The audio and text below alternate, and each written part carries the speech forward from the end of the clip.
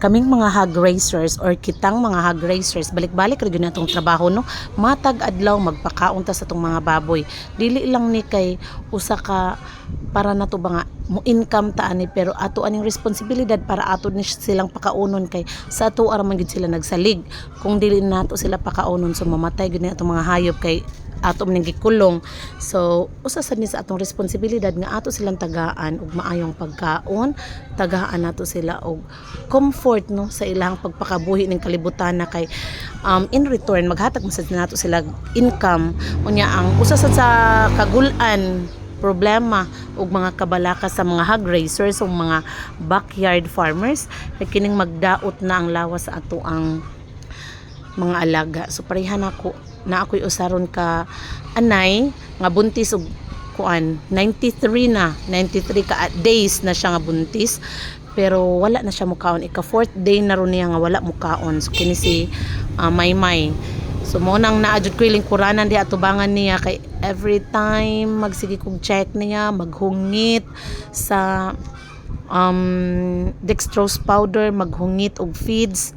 So ingon ana nako siya ka gagi atiman karon nya nalipay na lang ko kay nanibarog na mo inom, mutilap-tilap na siya sa palibot ba, so gipambutangan ko na diha og dextrose powder nya gibutangan sa na kog uling. Sumo na siya nga bulingit nya nasa di ko mga manok diri. So kini diri duha ka laki ako na ning higot kay every time ganahan ming mukaon og manok, wala mi maluto way karne. So kini mo'y amo ang ihuwis di kutsilyo.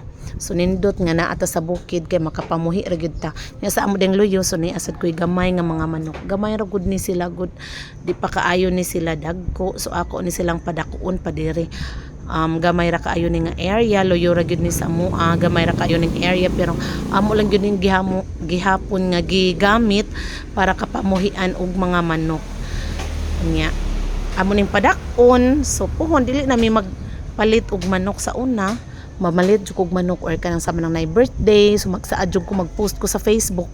Karon wala na, dili na kay ganahan naman ko na ako'y mga binuhi nya di sa jud ko mutuoan na nga atong silingan no, mora ko mo ihaw kay kami sa ako ang base akong experience kung naay mawala na kong manok mabalik ra gyud iuli dakpon sa among silingan, iuli man sa ako mao nang dili ra jud kay kung mabalaka kung makagawas man ganin akong mga manok kay gawas nga mo balik ra sa gyud sila, iuli ra sa among mga silingan kung matipon sa ilaha kay syempre adto na magkananan sa ilaha no.